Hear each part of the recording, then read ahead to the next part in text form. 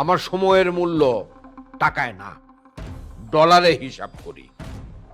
সেই আমাকে বিভিন্ন অজুহাতে প্রায়শই কলেজের আভ্যন্তরীণ বিষয় গন্ডগোল মেটানোর জন্য এখানে আসতে হয়। এটা তো আমার জন্য মোটেও উচিত না।